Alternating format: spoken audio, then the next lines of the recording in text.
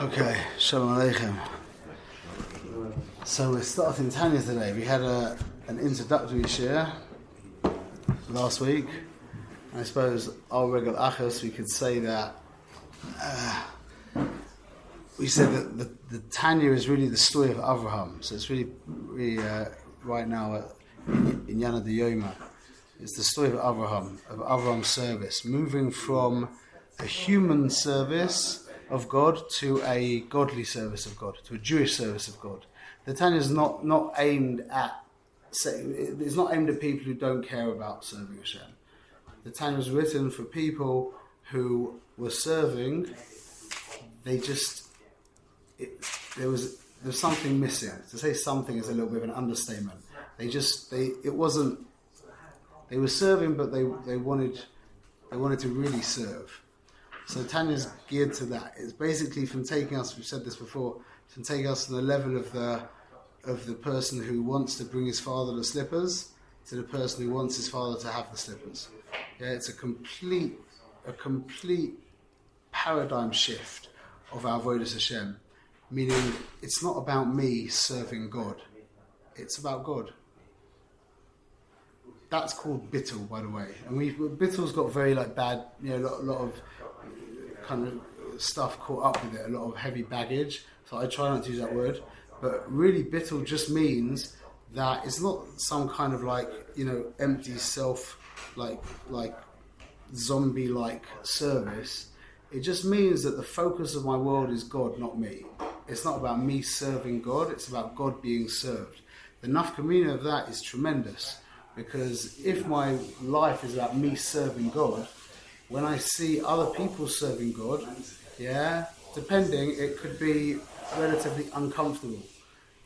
But if my whole world is about Hashem being served, then when I see other people serving Hashem, that's a tremendous simcha for me. Okay? Not that we're doing it for that reason, but it really is a very big paradigm shift. And that's really the whole thrust of this sefer. Okay, so we'll start. We're not going to be learning it inside. We're going to be inside out. Yeah, so we're going to be learning it inside out.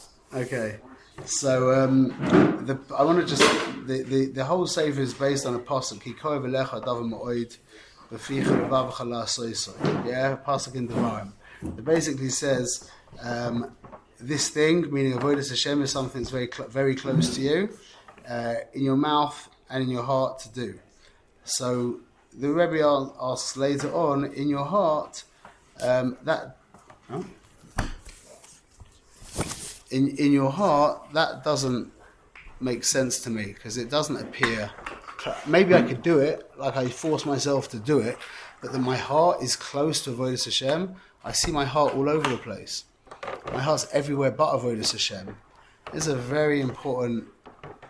Also, the second sefer of Tanya, Shaykh al-Amunah, begins like this as well. Basically, what the Rebbe is doing is validating our situation. A lot of previous Sfarim, other Sfarim will take the approach that there's something wrong if you're not into your avodas Hashem. You're off. The Rebbe here goes in a completely different kivan. He says, I appreciate that this pasuk sounds foreign to you. And we're going to try and explain it. I had an experience with this one time, one of my children. I'm learning the Rambam with one of my, I think he was 10 at the time. He's 11 now. And if you've ever learned through the Mishnah Torah, you'll know that you'll spend hours and hours learning some of the most boring things you could ever imagine. Yeah? I mean, you could imagine, it's just, it couldn't get any more boring. And I'm sitting there with my 10-year-old son, it was Shabbos, and I look at him, I could see he was just bored off. It was like something like Kiddush or Chodesh or something so, and I look at him, I see him bored out of his face. I said, this is mamash amazing though, isn't this fantastic? He's a good Chassidish kid, so he's like, you see him like, yeah. And I said to him, what are you talking about? This is the most boring thing I could ever imagine. Yeah, the place that I can't think of a place I'd rather not be right now than sitting in front of this book. And his smile, he changed. He mamash changed at that moment. I validated how he was feeling, not like you're wrong, you don't know how it is, how it can be generally. I validated how he's feeling, and he changed. He actually changed there and then. So that idea of validation is just, I can't think of anything more important. When somebody asks you a question and you say to them, that's not a question, and then you explain why it's not a question, it's an intensely unpleasant experience because you've been not validated, the opposite, you've been invalidated. Debilitating. It's debilitating. Absolutely. So the whole Sefer is built on a validation. How you're feeling is normal. But I'm going to explain to you how this pasuk is actually true. Okay? That's the beginning of the Sefer Tanya. The Alter Rebbe is... Can you say the pasuk one more time? Ki koy v'lecha davar ma'od, ficha v'avcha la'asoisei. Okay.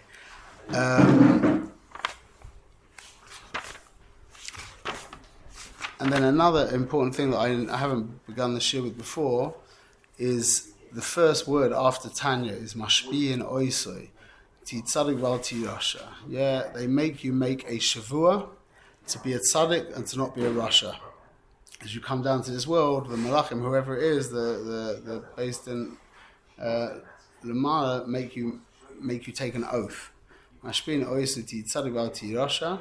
And even if the entire world calls you a tzaddik, you should be in your eyes like a rasha. Okay? So the whole thing is predicated on a shavua. And just to make this very practical for us, out of everything that I've learned I'm 45 years old, out of everything I've learned in my 45 years here, I can't think of anything more important than the idea of making and keeping promises. That is the beginning of everything. Making and keeping promises. Making and keeping promises. Those 4 words, making and keeping promises, will transform your life legamre. That's how we begin our life. Before we can make and keep a promise, we can't trust ourselves. And if you can't trust yourself, you can't love yourself. And if you can't love yourself, you can't be yourself. It's the beginning of everything. So making, keeping promises is the foundation of everything. And the book begins with Mashpi'in Oisei. This is a promise that we're fulfilling. This is a shavua that we took, that we're going to try and be a tzaddik and not to be a rasha. Okay. Who's familiar with the Sefer? Familiar? Yeah, it's hard to say that, but Superficially? You've been through it. Superficially. You've been through it. No, I can't say it. It's not of it. Okay. So the book's predicated on these 5 levels. Yeah, he introduces to us at the beginning of the Sefer. There's a tzaddik v'tovloi, a tzaddik v'ralo. Again, if I'm using Hebrew and you don't know the translation, please tell me and I'll translate for you. Tzaddik v'tovloi, a complete tzaddik. Tzaddik v'raloi, a tzaddik who has ra, an incomplete tzaddik. A beinoini, a rasha v'tovloi, and a rasha v'raloi. Okay, these are the 5 different levels of Jew. And he's going to use that as a kind of springboard to develop the internal Jewish experience. These aren't 5 people, okay? These are 5 Jewish experiences.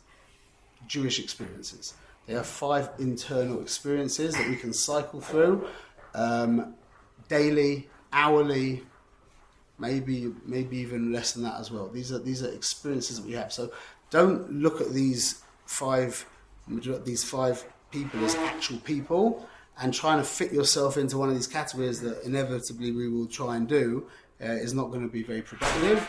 And you'll see how in different times of the day and different stages of your life these different experiences apply to us in different ways.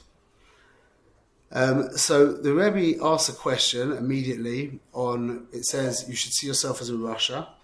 If everybody thinks you're a tzaddik, you should see yourself as a rasha. Immediately he says, but there's a problem with that, because if you see yourself as a rasha, then you're not going to be able to be over the Shem b'simcha b'tuv levav. So the very first few lines of the Tanya, the Rebbe reveals to us the foundation of all of Avodas Hashem, which is Simcha. Simcha is the foundation of Avodas Hashem. There is no Avodas Hashem without Simcha. So now the question is, what's Simcha? How do we get it? Hmm? And how do we get it? And how do we attain that? Okay. The first question, what is it? But yeah. So what is? Anyone has a definition for us of Simcha? G4 on a Shabbos Kodesh. Zvat Hashem. Simcha, I would just off the top of my head say a sense of belonging. Not how we're going to say that here. Okay. And that could engender a sense of Simcha.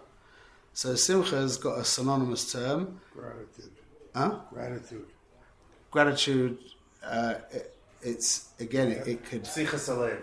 Psichas Alev. I knew the answer. That's the synonymous. Psichas Alev and Simcha are synonymous terms. Yeah, open-heartedness. So there's four madrigas to the heart. This is a whole show in itself. We'll talk about it another time. Where's that synonym? Where's that from? That's from Tanya. This is Masoya that I've been Makabel. So we have Timtum Alev, then we have what's called Shviras Alev, then we have Mariras Alev, bitterness of heart, and then eventually we get to Psichas Alev. There's another level after that which is called Tuv Levov, which is something else maybe. But Psichas Alev just means that the heart is open. Psichas Alev. And that's what Simcha is. Simcha is a free-flowing, emotional matzav. You're available to emotion. That's Simcha.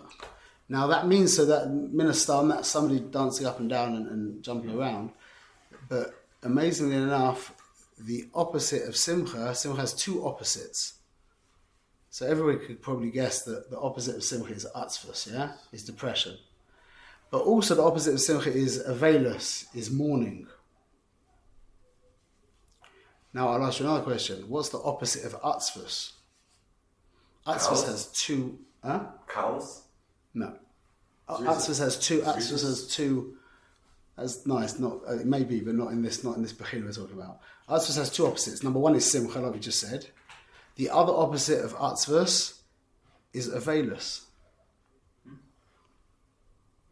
Avelus, mourning, is the heart is alive. It hurts. But you know, when someone's mourning, their heart is alive, mamash. It just hurts a lot. When somebody is in Atzvus, the heart is sealed up and closed. That's called Tintum Alev. Atzvus is the lack of emotion. Atzvus is a vacant space of emotion. It's kind of like a laziness. That's what's connected to Atzlus. We'll talk about it with Hashem. What time are we planning on? What time do we need to finish? Okay, so if we could do that, it's great. If anybody needs to walk out, just get up and walk out. There'll be no offense taken in any way. It's fine. So why is Avelus the opposite of Simcha? Why is it the opposite of? Because we've got a. Is there a pen to write on that board? So Avelus is an open heart, but from the left side, from the Gavuras. It's an open heart to Gavuras. There's a pen. In the marker, I don't think so. No, I think in there maybe. The highlighter maybe. Highlighter. I don't think that's. Oh, here we go. It'll just take me. It'll be very quick. That was dried out. Okay. Yeah.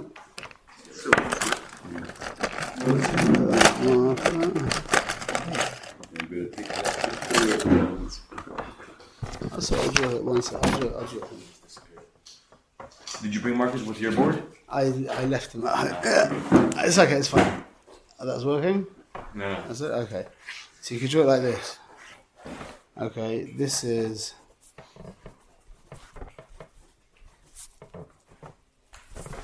So the top here is Psichas Alev. Yeah, and here is Tim Alev. Okay. it's closed, right? Timtum is like satum, like blocked up. Yeah? So that's the opposite Psichas Alev. Yeah? So now we have over here Simcha. And we have over here Avelus. And we have down here Atzvus.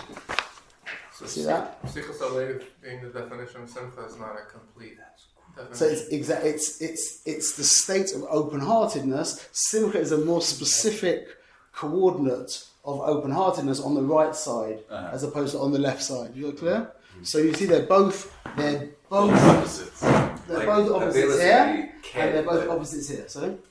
Avelis would be like Kev live. Like it's still. You could it's say activated. they call it more Meribus Alev. That's Meribus Alev, something like that. Everyone's clear on that? We'll get back to it a little bit later. Okay, so the foundation of Avodas Hashem is a healthy, free-flowing emotional state. Okay, we're not going to talk about that now, about how to get there. We'll talk about that later in the book, B'ezrat Hashem. Okay, so the idea of these 5 levels, we'll talk about it in 3 levels. There's Tzaddik, Beinoni, and Rasha. Okay, but really we can divide it into 2 levels. Yeah, Tzaddik and Beinoni. Tzaddik and Rasha. Those the Beinoni we're going to describe as a person who has the internal world of the Rasha, but who behaves like a tzaddik. So the Rasha has a divided world, an inner world. He has selfish feelings and he has godly feelings. But sometimes those selfish feelings are so strong that they can overwhelm his behavior. Yeah, the Tanya is predicated on a klal called Moich Sholet Alalev, which means if you are a normal, healthy person, which means basically 90% of us, yeah, then you are in control of your behavior. No matter how much you think you're not in control of your behavior, you're in control of your behavior. And I think we've said before that the mashal that proves that is you're just about to do something that you feel you have absolutely no control over, like look at something on the computer or something like that, and you're like and then someone jumps out and offers you $10,000 not to do that, yeah, that taiva just dissipates like a cloud. Gone. Yeah, so it's just what's the cheshbon. But if you're a normal, healthy human being, which is basically all of us, then you have complete shlita over your behavior, including, amazingly enough, your thinking also. You actually have control over your thinking. Now, can you silence your mind? That takes a lot of practice. But you can divert your mind. You can distract your mind very easily. And within a few seconds, literally within a few seconds, that previous thought is gone. It just takes a little bit of awareness, a little bit of consciousness. When you realize that thought jumped into your mind, that thought is of no benefit whatsoever. Now direct my mind to somewhere else, and within a few moments it's gone. The problem is people aren't aware, so they dwell on the ideas and they what's the word? They wallow. They wallow in these negative thinking patterns, and then the synapses of their mind become like that. But it can be fixed relatively easily by just becoming aware and spending a good few months just being absolutely intolerant of any negative thoughts. And quite soon your brain becomes wide in a much more positive way. It's not far from us. I promise you that. It's not far from us. So the Tanya basically has a problem because when we're asking about what is a Beinoni, I just described to you what a Beinoni is. That he doesn't do any Averas, but his inner world is divided. But the Tanya asked the question before. I just gave you that was like not a spoiler alert. I spoiled it for you because we're going to explain that in like another few weeks. But the original question of the Tanya is like, what is a Beinoni? Like before I said what I just said, which doesn't make sense. It's not a sensible thing that I just said to you. That's a Masorah. What would a Beinoni actually be? If you're not a tzaddik and you're not a Rasha, like you'd have to say, well, maybe there's such a thing as a power of act. There's an act that isn't a mitzvah and that isn't an Aveira. But we know when you plug into the equation Bittul Zman and everything else like that, Bittul Torah, V'chulei, I can't really think of anything that wouldn't fall into either category of mitzvah and Aveira, if you really want to be real with that. And then the other option is, well, maybe it means he's got half. He's got half mitzvahs and half averas. So for that, the Tanya says that Rabbah says that, like, I'm a Beinoni. And the Tanya says, well, look, if Rabbah, who was like the Rosh Hashiva Pombediza, who was low pasik Pombi Megisa, he didn't stop learning Torah for 1 second, yeah, to even entertain the thought that a Beinoni is 50-50 of Averas mitzvahs, that he throws out the window immediately. And that, another beautiful thing comes from that is you can say, well, maybe he was just being humble. And then you get the definition of humility. Humility doesn't mean that you can lie.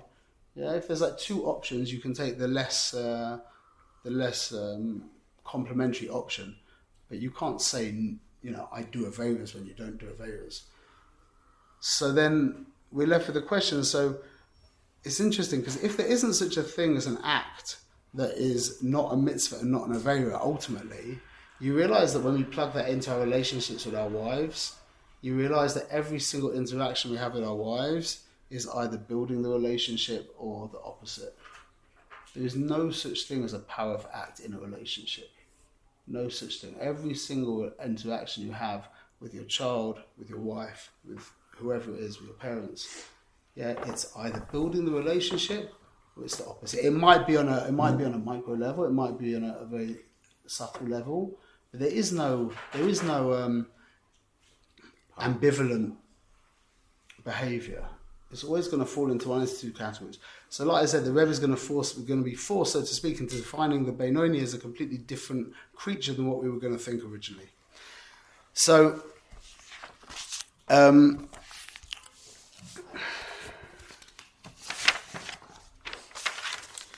suppose we should just jump straight in. There's one more thing he brings, an interesting, I never mentioned this in a shir before because I just realised this recently, is why he's going through the different levels of why this can't be a tzaddik and why this can't be a Beinoni. He explains that a tzaddik is somebody, libi halal bekirbi, David says, somebody who's destroyed, who's killed his Yetzer Hara. Yeah? And he says that he did it, the Gemara says, hagu b'tainus. He killed his Yetzer Hara through tainus. And it's just so interesting that I just learned recently that the halachas of a tainus yochid, not a tainus tzibur, but the halachas of a tainus yochid is if you're not makabel the tainus on the mincha before the day of the tainus, it could be with hehu or if you're not makabel it, it's not a tainus. So if you wake up in the morning, it's before Ala Shashacha, and you're like, look, let's see how I go. I'm going to try and do a tainus today. And you go all the way through until Tzeis or whatever. It's not considered a tainus. He says good things, you're kovish, your tivers, and it's a good thing, but it's not a tainus. So it comes out, this is amazing, like we said before about keeping promises, is that the tikkun of a tainus is not eating food. The tikkun of the tainus is promising to not eat food and not eating food. So, wow. You realize how much that changes stuff? It's not about not eating food. It's about making a commitment to not eat food and then not eating food. Everyone's with me? That's the tikkun of the tainus. Not the not eating food. That's good. But the fact that you committed is even better. And that's really getting to a deep understanding of what our lower side is. The two statements of our lower side were said by Paroi. He said, I think we mentioned this last week, he said, Ye'orli v'ani asisisani. The Nile belongs to me and I made myself. One of the deepest understandings of the Sitra Achra, we'll talk about that in a moment, of our lower side is hefkerus, is the fact that I'm not owned. I belong to myself. That's the opposite of Yiddishkeit. Yiddishkeit, we define ourselves as Ovdei Hashem. We belong to Hashem. The Rasha is hefker. By the way, hefker is Loshen Porik. It's the same oisius as precus oil. Yeah, that's the desire. Hefker is also the the dalad, just as an interesting side point, there's an inyan in Torah of a dalad and a reish looking similar. Yeah? So in Shema, in the first paragraph of Shema, we have a big dalad. And the I think it's the Balaturim. I think it's the Balaturim says there. Why is it a big dalad? So you shouldn't confuse it with a reish and say Hashem Acher, Chaz v'Shalom. We say Hashem Echad. Yeah? There's a big reish in the Torah. I can't remember the passage, you can find it. There's a big reish in the Torah where it says El Acher. Yeah? And it's I will not bow down to El Acher, and it's a big reish, so you shouldn't say Kel Echad. I will not bow down to Hashem. So there's this inyan of a reish and a dalad interchanging with each other, with the reish for Acher and the dalad for Echad. So if you change the reish of Hefker to a dalad, you get Pakad, which is what the Jew is. Nefkad, which means owned by Hashem. So the difference between being owned by Hashem and being Hefker is a tipa mamash, a tipa of joy mamash, a tipa of joy. And the Rasha is Hefker. And he can't stand the idea of feeling that there's a Baal over him. Yeah, as we can understand. And that's the tikkun of a tainus. Why? Because when you commit to something, and now later on in the day you're feeling like, well, I don't really want to do that. Well, if you don't have an owner, then you don't have to do that. But you've now made yourself a master, your word. You've committed to something. So you're nullifying your desire for hefkerus through keeping promises. That's the inyan. That's the inyan, is you are mavattling your feelings and my sense of yesh, my sense of selfhood, to your word. And that's the beginning of everything. So the Rebbe mentions this over here, that was the way that David killed his Yetzer Hara. Mamash killed his Yetzer Hara through servitude. It wasn't just the fasting, yeah. It was the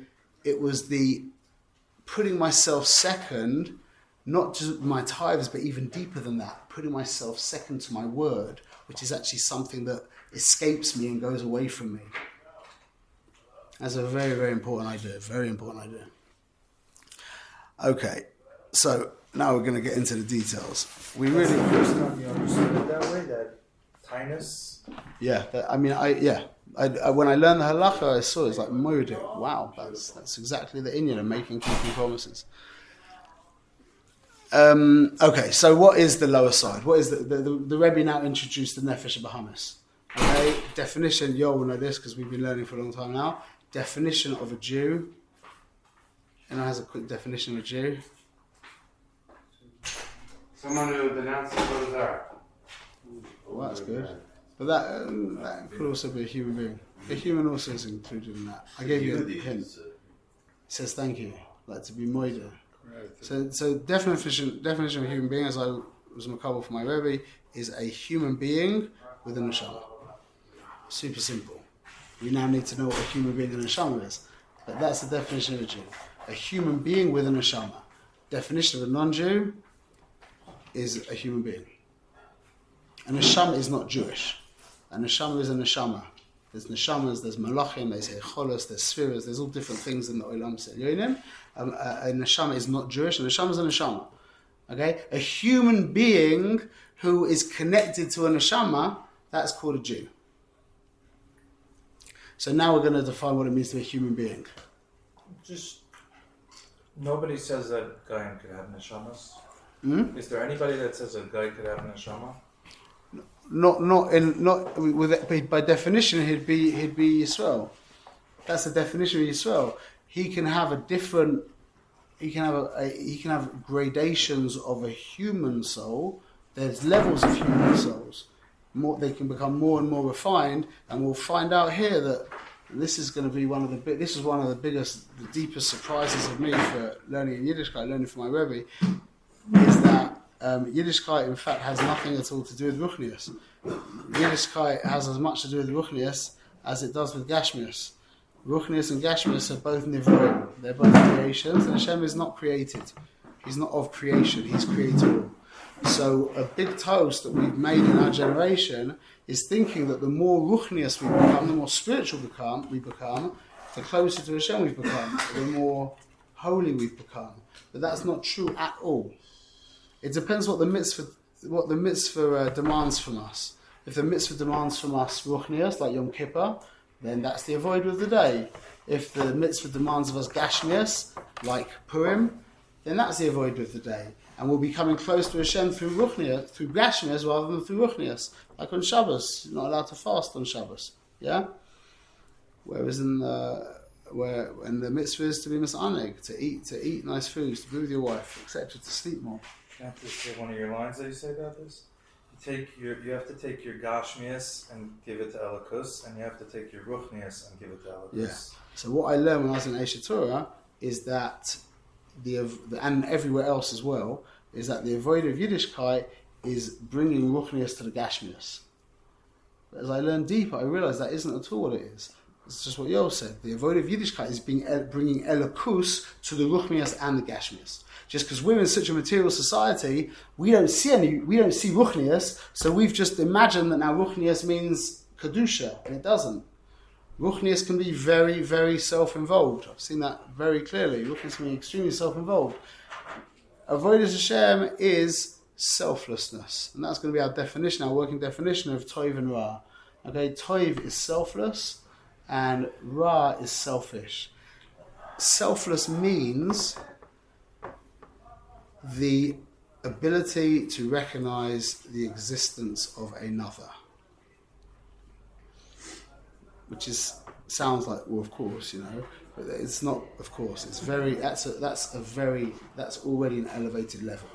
To look at the world and not see everybody as a detail in your reality is actually Yotzi Min HaKlal. Most of us, by default, when we look at people and we look at the world, we're actually trying to fit them into me. How does he relate to me? How does that relate to me? How is that going to help me? How is that going to hinder me? Should I bring it close to me? Should I push it away from me? Me. Yeah? Maybe it would be good for me to help this person. Yeah? Might not say that in my mind, but that's a egocentric way of looking at the world. Okay? And if you really want to be very stark in the language, you could call that an Avodah Zarah. What's the Avodah Zarah? Yourself. It's me. In fact, that's the only thing that is Avodah Zarah. It's worth explaining it. Okay, because we've got extra time, this is a very, very amazing idea that explains how all Avodah Zarah is really self-worship. There's nothing else. So what's the paradigm of Avodah Zarah in the Chumash? Baal Pa'or. What was the avodah of Baal Pa'or? Definitely. Yeah. So it's an amazing idea. What's up with that? You would defecate in front of your idol. Yeah? Great. And that's the paradigm of all Avodah Zarah. So, hold cup it a little bit. It's very beautiful, but just have to hold me. There's two kinds of Ritzoinus. There's what's called Panemius Aratzon and Chetzonius Aratzon. Panemius Aratzon is really something that gives you pleasure. I mean, you're doing it for itself. Okay? Chetzonius Aratzon is a means to an end. So the Panemius Aratzon would be lying on the beach in wherever, or skiing down the slope in the Alps. Yeah? That's what you really want. Whereas Chetzonius Aratzon would be the aeroplane, the ride on the plane to France or to whatever. You don't want to go on a plane, but you need to go on the plane. Okay? So someone says you want to go on the plane right now, you're like, yeah, I want to go on the plane. But what you really want, I would rather not go on a plane, to be honest, but I have to go on a plane so I can go skiing. That's what I really want to do. So anything that we're doing that is an end, that is called Panemius Aratzon. Anything that we're doing as a means to an end, that's called Chetzonius Aratzon. And just as a side point, clarifying that in your life is, I don't know of anything more important than that, personally. And getting those two things mixed up, I think we mentioned this last week, getting those two things mixed up ends and means to ends, making means to ends ends, and making ends means to ends, that's called Gehenna. When the means become ends. For example, your car is a means. Yeah? If someone's car has become an end unto itself, then Gehenna.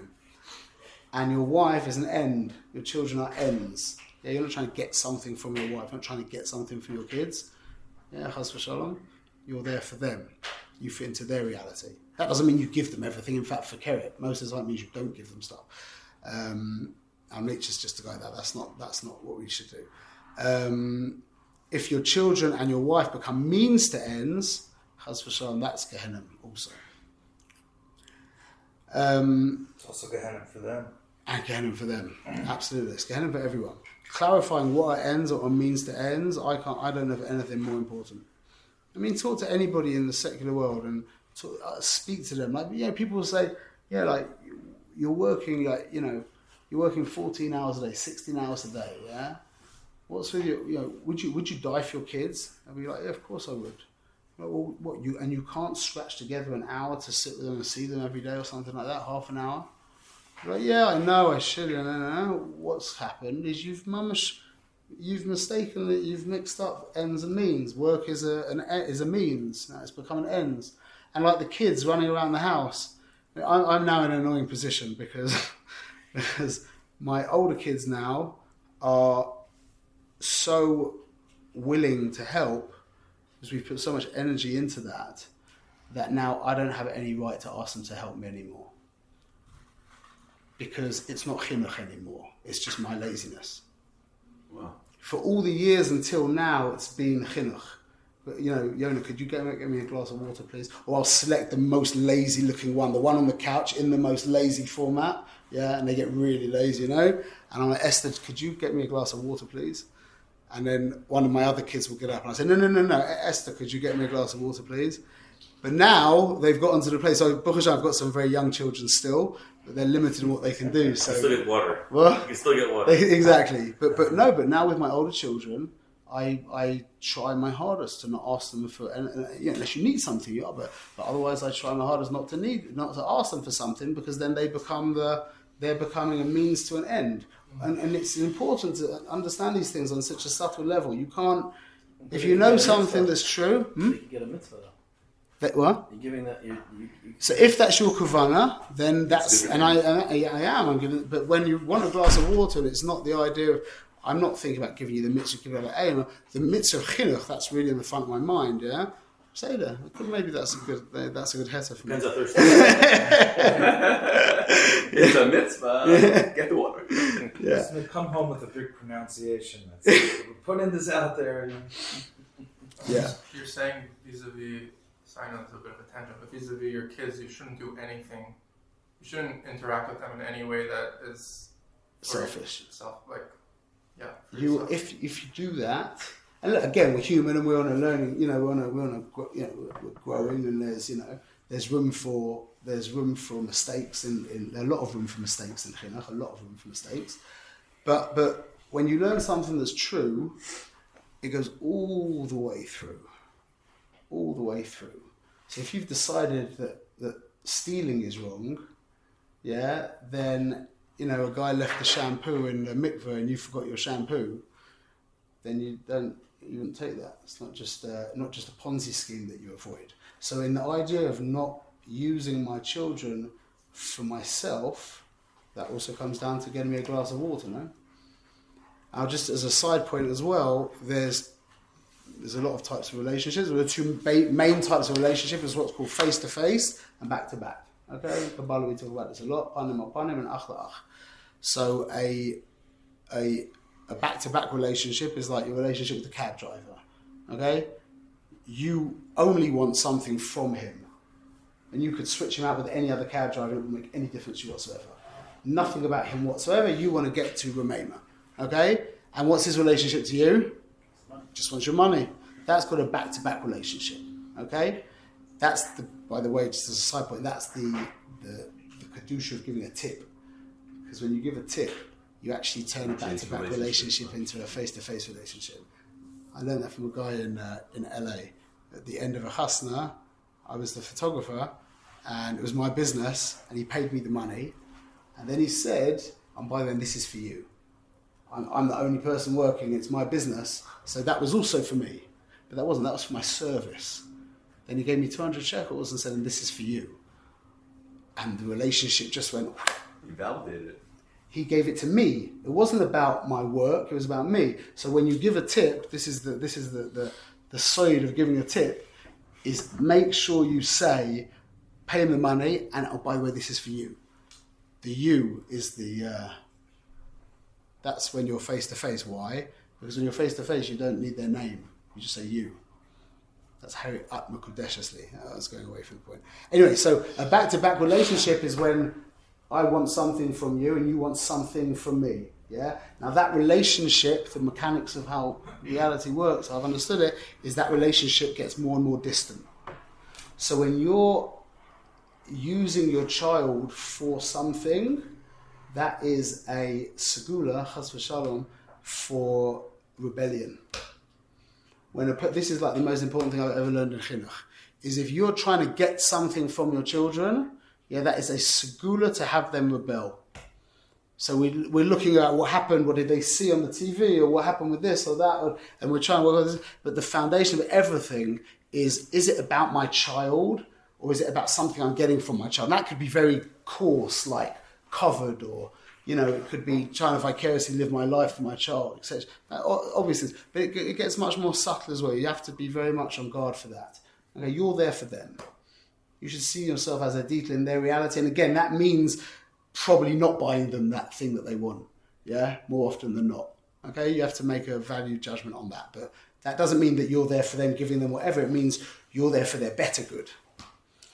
So now when you're in a face-to-face relationship, what does that do? If a back-to-back relationship causes distance and rebellion, a face-to-face relationship gets closer and closer and closer and closer and closer. So if you're in a relationship with your children for them, you will get closer and closer and closer, and they will want to get closer and closer and closer to you. And then that's when the idea of being an example makes a difference. That's what Stephen Covey said is the key to chinuch. He said that the key to education is there's 3 pillars, 3 keys: example, example, and example. That's it. You need to give your children a dugma of what it is that I want to aim for. You can't expect anything more from your children than you. You can maybe expect, you shouldn't expect anything, but you can maybe expect at least you. Because you're an example for them to gain. So if you're not so happy with your performance, then you've got no right to have any gripes with your children.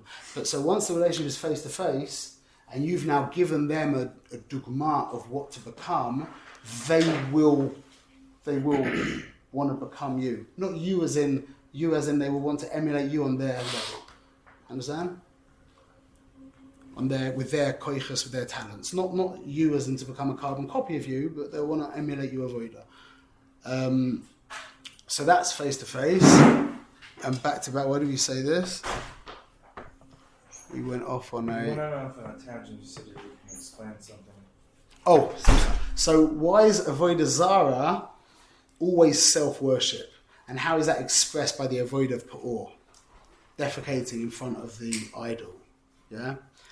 So avodah zara means, the Pasha understanding of avodah zara is that you're attributing independent koyach to something other than Hashem. Yeah? That could be the god of rain or the god of the sun, or it could also be the god of economics or the god of media, or whatever you feel is more powerful than you. Okay? Now, why, for example, would somebody pray to the god of the sun, or let's say the god of rain? Why would somebody pray to the god of rain and he wouldn't pray to the god of fertility? Because he thinks the god of rain controls everything. What? Why pray to the god of... Why would some guy pray to the god of rain, but not pray to the god of fertility? He thinks he himself is responsible for fertility. That's the point. He wants rain. He needs rain for something. He's got children already, so I don't need to delve into this god. So I need rain. Yeah, why? Well, because I've got a field and I need to get some crops. I need some, etc. So I'll pray to that god. So Avodah Zarah is not praying to all the gods, unless your mum is really, really in need, yeah? But you choose specific entities that you're davening to because that's what you need. So it's not a service for the Elohus or Elohim Acherim. It's really my needs. That's the very definition of Elohim Acherim, is that I'm praying to this power, but not that power. Why? Because this power is relevant to me. That power is not relevant to me, so I don't care. So who's the focus of my world? What's the Pnimius Ratzon? What's the Chitzonius Ratzon? No. It's the service, the worship, or it's me? Me. I'm the Pnimius Ratzon, and the service, the worship is Chitzonius Ratzon. It's Almanas. It's so that I can, yeah? Now that's the exact inyan of eating. Food, you take a piece of food, and within the food is the spiritual energy of the food, yeah? It comes in a container. That container is pushed out of the goof, and it's the most revolting substance in the world. Its kulu means to an end. So when it comes to food, you've got the inner ratzon, you've got the chitzonius ratzon. The inner ratzon is the energy that I'm getting from the food. That's what I want. And or the tiny also. And the chitzonius ratzon is the keli that it comes in.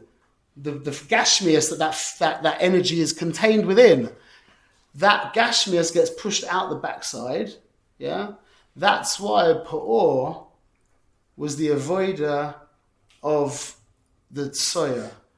It was giving to, that's what Avodah Zarah is. You give to Avodah Zarah your Chetzonius Aratzon. You can't give to Avodah Zarah your Panemius Aratzon. Why? Because there's only two options in the world. The world boils down to two options. Me or him, Yisbarach.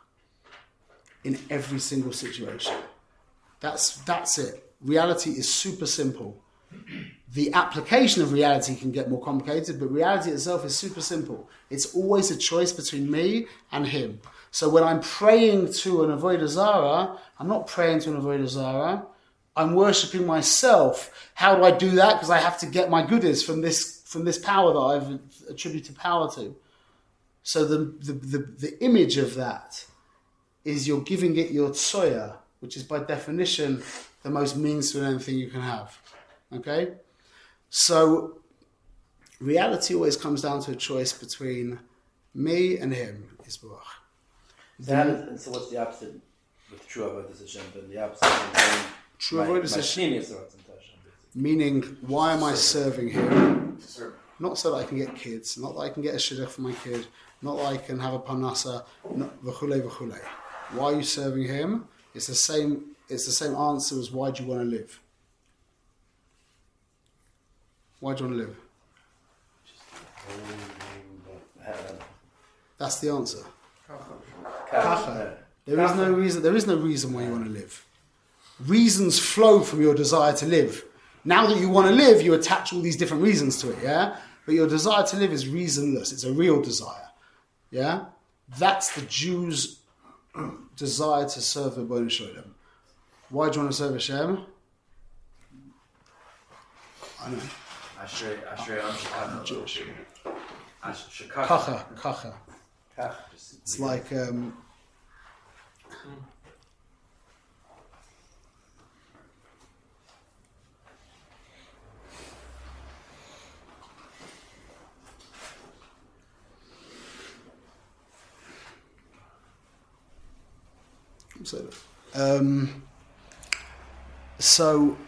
so reality always boils down to a choice between me and Hashem. Now that me can take lots of different forms. Yeah, it can look very, very elevated. It can look extremely elevated. That's why just because a person works very hard in his avodas Hashem, it's not a raya that he's a tzaddik. Yeah, if he's a tzaddik, he's probably going to be working hard in his avodas Hashem. But you have certain people who just work hard. If you would take him out of Yiddishkeit and put him onto Wall Street, he'd be like the Havdah. He'd be like one of these, crazed guys who's working 20 hours a day and, whatever it is. That's just a meter of a person. a person, a tzaddik is a genuine tzaddik is a person who is serving Hashem for Hashem. I'm not trying to get anything out of my service. That's what the tzaddik says. It's not al manas. That's really the level. So it could be that a person's working very hard because he works very hard, and if he doesn't work very hard, he feels like a schlepper. So that's not a tzaddik. That's just the guy who works really hard. Thank God he's in the right community, and that's nice. Baruch Hashem. That means it's tzaddik. Maybe it's even his avodah is actually to work less. It could That be is to many work times. yourself. Yeah, Yeah. many times. Lots of times that's the Stop getting case. into the compulsiveness. Yeah, and be more giving to your family, Yeah, exactly. Put the safer down maybe and spend a few minutes with your wife. Yeah, actually spend a few minutes with her, not just thinking about. I used to know somebody who has this idea of everyone thought he was a tremendous tzaddik, and I don't want to say anything bad about him, but from my experiences with him, it appeared to me that he was just an extremely intense person. Yeah, but when you would speak to him and hear his approach to Avodas Hashem, you would realise that he was just an extremely intense person, and he was just a person. It wasn't. There was no tzidka. No tzidka, but it wasn't a. It wasn't. I mean, it's like, wow, you're working really hard, just like Elon Musk works really hard, Lahavdil, for his business. That's great, but that's not the level of Yisrael. That's not what Yisrael about. So we've got this struggle between ourself and Hashem. Like I said, the self can take many madrigas, and my Rebbe gave an example. He defined narcissism. I think we mentioned this already, but the definition of narcissism is a person who can't say no, who can't do something for his future self. Narcissist, the guy, you remember the story, he looked in the water and saw his reflection, he was so enamored by how beautiful he was, he just sat there, he starved to death. Yeah? So you're like, wait, why don't you get something to eat? He's like, I can't, but you're going to die. I can't. So the ultimate level of Ra is a person who can't even do something for his future self. That's already a level of selflessness. So you meet, the very put together successful people in the Goyish world, you'll see that they've achieved a level of selflessness in many ways, in that they're doing something for their future self. They're not smoking now because they know in a few years down the line that's going to have severe repercussions. Or they're saving now because they know in a few years down the line that's going to have also healthy repercussions. They're able to put themselves now aside for later on. Okay? So that's the struggle. So don't think, this is very important, that this idea of trumping one tithe with another tither is Avodas Hashem. It's on the way to Avodas Hashem, but that's still not really Avodas Hashem. Avodas Hashem, the level of Lishma, is when the avodah is coming from a place where we can't even articulate why we're doing it. It's not for Olam Haba for sure. It's not for me feeling good in this world. It's not for me feeling close to God. It's not for any of these things. It's like asking the sun, why do you shine? Look at you and be like, what do you mean, why do I shine? I'm the sun. I shine. So I do. That's like the ultimate level of Lishma, going beyond any kind of reason why we're doing it. So in the animal soul, the human soul that we have, there's levels of free will. It's not really called free will. There's levels of choice. Yeah, you can go on a diet so that you look nice. That's not a fight between Hashem and myself. That's a fight between myself and my future self. Yeah, understand what I've said? Yeah? Yeah? So it's not about how I'm acting as a human being. That's one avoider that we have. We have the avoider of a human, but then we have when we stick the two parts together, the neshama and the we're going to call it the nefesh habahamis, the human soul. Now we actually have real bechira, but we're just talking right now about the human soul. Okay, so what is the human soul? I mean, we're not really just a human with a neshama, because our humanness also is from a different place. So we are a human with a neshama, but the humanness is from a different place. although it can be in this generation, from what I learned from my Rebbe, and I heard him naming the Babachi Rebbe, is that there are human beings in our door who have got the same human makeup as us. The difference between the human, the difference between the humanity of Yisrael and the humanity of the Ummah Ha'olam is the difference between a treif piece of meat and a kosher piece of meat. Which, for all intents and purposes, there is no difference, except for one's kosher and one's treif. It looks the same, it smells the same, it tastes the same, it costs the same. You couldn't tell the difference between either of them. So what you said is very important, because you can eat a kosher piece of meat, you can't eat a treif piece of meat, and that's why it's available to be elevated. But we can learn out a lot of healthy things from books like The 7 Habits of Highly Effective People and those kind of books from the Goyim, who have analysed and who have really kind of come to understanding their humanity. Okay, so is that, you understand what I'm saying? I don't know how the last thing you said follows from that, but meaning that we have a lot in common. We have much more in common on a human level than you might think, because we hear that the human soul comes to keep us in the molecules of meat. It's still from Klippa. It's still from Klippa. We'll discuss that, B'ezrat Hashem. So we've got the human. So what is a nefesh?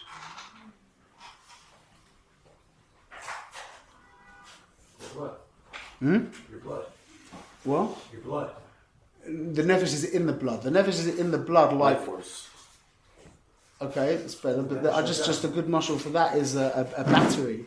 If you crack open a Duracell battery, yeah, you have that stuff like the juice that you don't want to get on your hands. Yeah, the chashmal lives in that meats, whatever you call it, that battery acid, just like the nefesh lives in the blood.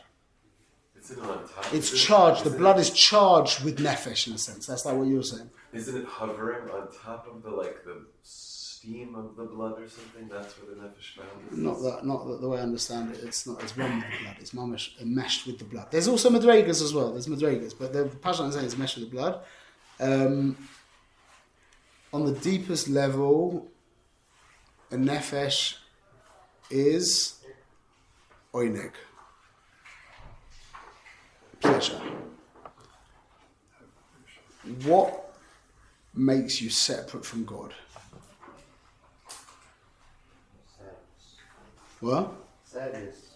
Sadness. Well, but the deeper understanding of that is sadness is a pleasure. That's what we're talking about. What really is the self? What really is the self? Thoughts. No way. Want. What? Want. Need. Want. Even deeper. What drives want? What drives ratzon? Desire. Tainug. That is what a nefesh is. It's just a tainug atzmi. A pleasure. So we say like that piece of chocolate gives me pleasure, yeah? The real correct way, if you want to understand it, like how the mechanics of it work, you don't say that piece of chocolate gives me pleasure. You say that piece of chocolate touches my pleasure. Even to call it my pleasure is a concession to my conscious mind. You are the pleasure. Everything else derives from that. Mazel tov. So on the deepest level, yeah, nefesh is a tainug, an independent tainug from God's tainug. The nefesh and a kis is the same thing, but its tainug is the same as God's tainug. So now, when we understand that the nefesh is really a tainug, yeah, and then everything else devolves from that, just I'll say it very quickly, this demands a lot of, we'll talk about this in detail later, is that tainug goes out through Ratzon. Ratzon energizes Seichel. Seichel gets born into Midas. And Midas gets expressed as behavior. That's the whole system. Tainug energizes Ratzon. Tainug goes out through Ratzon. These words are also important. Tainug goes out through Ratzon. Tainug and Ratzon are indivisible in many ways. Tainug goes out through Ratzon. Ratzon energizes Seichel. Seichel is born into Midas, Avinira, emotions. And emotions are expressed through behavior. That's the whole system. When we get that very clear, Tainug starts with Tainug. Tainug, Watz, and Seichel, Midas, Levushin. And that's human. That's nefesh. And it's also that's a soul, so it could be a Okay. human, so it could be a godly soul. It's the same mechanics, just with the Tainug is different. Either it's God's Tainug or it's an independent Tainug. That's an other, the Tainug of another. Like when we say a taiva, you can't ask a shiloh on a taiva. Yeah, Is that's what it's taiva Tainug? Tainug and Taiva is that's what it's talking about. Yeah. Yeah. So when we get that system down clear, we'll spend a lot of time explaining that. What I just said there is a few hours of explanation, which we'll get to, B'ezrat Hashem. But when you get that system down very clear, you will be so empowered. Because you know how you work. It's like understanding how it all works. Why do I think like this? Why do I speak like this? Why do I feel like this? Why am I understanding it like this? Why do I want this? How comes that gives me... When you put it all together, it's mamash so empowering. So the Nefesh Bahamis is a Tainug Acher. It's another Tainug. Really, there's only Hashem's Tainug. There's a Tainug Acher. Yeah? It's another Tainug. That is called Klipa v'Sitra Achra. Okay? Klipa and Sitra Achra are incredibly important terms to understand. I've said this before, that being Jewish and not knowing what Klipa is, and I really mean this, is like being a carpenter and not knowing what wood is.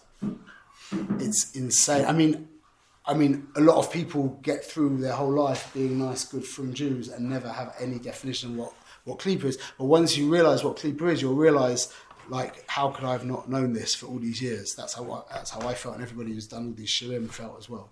So, Klipa is our job description. Well, what is a Klipa? Just done. What's a Klipa? The shell. A shell, a husk, like a shell of an egg or a peel of a banana. Means to an end. Means to an end. Thank you. It's a means to an end, and it covers over, which is really the same thing. Yeah, I'm not going to go into that right now. We'll do it another time. So to show that klipa is a means to an end. What is the end of klipa? So it was like so. No, klipa is like the actual food, which is containing Once it's gone out, now it's like useless. That's maybe. It's still klipa, but it's a lower level of klipa. Pre. With the nutrition. The point of the klipa. No, the point. What's the pre in the context of creation? Why does Hashem? Tzaitzis. What? And the tzaitzis. Okay. What? Yeah. What's the question? What? Dear B'tachton. What's the question? What?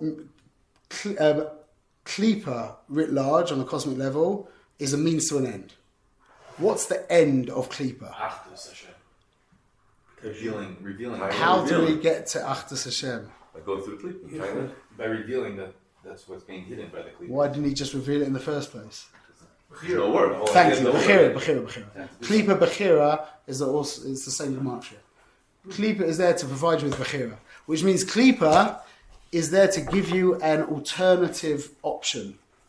If it wasn't for Klipa, if there was just Tzimtzum, there wasn't Klipa, I won't explain that right now, but if there was just Klipa, so if there was just Tzimtzum and no Klipa, there could be a world that looks similar to this, but you would be like a robot. You would be a malach. You would be absolutely aware of the Rebbeinu Shalom. It's Klipa that makes you feel that there's me and maybe also God, but that gives you the feeling of there's me. Is klipa a function of having a yitzhahara? No, having a Yezahara is a function of Klipa. I'm saying when there's no more yitzhahara, is there going to be no more klipa? Does that mean there's no more klipa? It means we just have tzimtzum and we see everything after us? Maybe. There's madregas of getting rid of the Yezahara. I'm saying finally. On the ultimate level, a Tzadik Gamor has been removed from Klipa, and he is. It's just almost like a seeing disorder. It is exactly that. It's a lens, exactly. It's a filter. It's that Tzimtzum is a aperture, which means it stops down the light. Yeah, it's a din on quantity, not quality. And Klipa is a filter. It's a din on quality, not quantity. So what's the difference? I wasn't going to say this, but if you shut down the window and you leave a teeny little crack, a beam of light comes through the window. Yeah, you know that's sunlight. You know it's sunlight and not light from some other kind of source. That's Tzimtzum, meaning that Hashem would stop down the light, the world would appear, but you would be absolutely cognizant of the Rebbeinu Shalom. Tzimtzum, when you actually filter the light, Klipa, when you filter the light, which is called Hester Ponim. By the way, Ponim, why is it called Hester Ponim? Because we said Panemius Aratzon. So he's hiding his Panemius Aratzon. That's Klipa. That's why it's called Hester Ponim. It's very important to know all these terms that we use for all of Kabbalah and all of Chazal. Yeah, the terms that Chazal gave to these words are the whole Inyan Mamash. You just need a shtickle bikush and a Rebbe and whatever, but these Inyanim are, the whole Inyan is contained in these funny words that we go, well, that's just how we say it, like Michael Ben Joycei, just what you call it, but then you'll realize if you learn deeply, the whole Inyan of Achila Shabbos is nichlal in those words for another time. So we've got this klipadika. That's what it means to be human. It means you're of creation. That is other to Hashem, and it's that element of us now that the Rebbe is going to talk about. We're not going to finish the poet now. I think maybe we should hold it. And we'll pick up next week because we'll open up another. It's nice if you've got more time and we're sitting together like online. It's like you have to do it all. I do it generally online, but we don't need to do each class each week, so we can spread it out. So just to very quickly recap, is that definition of Tov and Ra that we're going to be dealing with is selfless and selfish, which we could also call opaque and transparent. And that would also help us understand the idea of Klipa, because Klipa is opaque. Yeah, and Kedusha is transparent. Okay, so we'll get into that. Was Adam before the Chet? Yeah, exactly. The Inyan. That was exactly, that was the whole Inyan of the being covered in the nail. You saw right through. Exactly the Inyan. So we've got Tov and Ra, which is selfish and selfless. We've got the three Madregas, Tzaddik, Benoni, and Rasha. The Tzaddik has got an inner world which is aligned with God and he behaves correctly. The Rasha has got an inner world that is not aligned with God and he also doesn't always behave correctly. And the Benoni is somebody who has an inner world that is like the Rasha but who behaves correctly. That was a spoiler, I just told you what's going on later on. And then we have we introduced the Nefesh Bahamis, which is our human element. It's not the body. The body is just a piece of meat. Without the Nefesh Bahamis, what is called also the Nefesh Chiyunis, the life-giving soul, the body would fall on the floor. Yeah. So we're talking about the spiritual element of our humanity. Yeah, not the physical element, which is this. The spiritual element of our humanity, which is called the Nefesh, which we said really is a Tainug Acher. It's a Tainug that isn't Hashem's Tainug. So, truthfully, its very essence is a delusion. The fact that there is no other Tainug other than God's Tainug. There's only Hashem, there's only Hashem's pleasure. So the fact that this being, its very essence, is its own pleasure, it means that its very essence is actually not an essence. You know what its very essence is? Its very essence is actually an empty space. That's a Moedik idea. Is this the Tanakh we're getting by Olam Haba, the Tanakh we're going to get in Asa Logo? That's a loaded question. There's all madregas to that. And that the most pasha understanding of that is that's a Tainug of understanding things in Elokus. That's a different. That will confuse us. So also Lidi Chalal V'Kirbi is the realization that bit is just the Chalal. The idea. That's the place of the Shvira, where the Shvira Sakalim took place, the empty space that got left. Maybe you could even say it's the Chalal Panui that is before that. But either way, the very essence of your humanity is just an empty space. It's comforting. You know, the very what? It's comforting. It is. Do you know what the very essence of your neshama is? The Rabboni Shalom. That's nice. What? That's nice. The essence of Hashem. That's the essence of the neshama. And our goal is to make this delusionary creature that's called the human Saying a the means tainug- to that the tainug element. of the acher is a halal, is a non-existent. Yeah. Yeah, that's why Rabbi Moshe Shapiro said that by when Yaakov asked the angel his name, Exactly. he said, "I don't have a name. There's no name. That's his name. There's no name. There's nothing there." Yeah. It's like a peanut. When you open up a peanut, there's an empty channel in the middle of a peanut. That's the Arba Galliuses. On the outer level of peanut, you have that. You actually have the first level is like a green thing you don't see. Then you have the second level, the crunchy thing, yeah. Then you have the third level, which is the chaff bit that goes like that, yeah. So that is Bavel, Bavel, Madai, Yavon, Edom. These are the four Galluses, yeah. Babylon is Persia, Babylon, and then Madai is Persia, and then Yavon is Greece, and then Edom, which lasts 2,000 years more basically than all the other ones. That's because that's the empty gap when you open a peanut, that empty channel. Nice. That's what we're being masakin here. Yeah, I saw that in the name of the Mara, I think. Eating a peanut's never going to be the same. So all comes What? down to Eating a peanut is never going to be the same. No, Fasha, yeah. When I open that up and I look, I'm like, wow, this is what we're trying to fix. We've been in 2,000 years of intense gullus to fix this little channel here. That's what we're fixing. Is there a way to upload those source sheets, or do you? Yes, okay. Want to or not want to?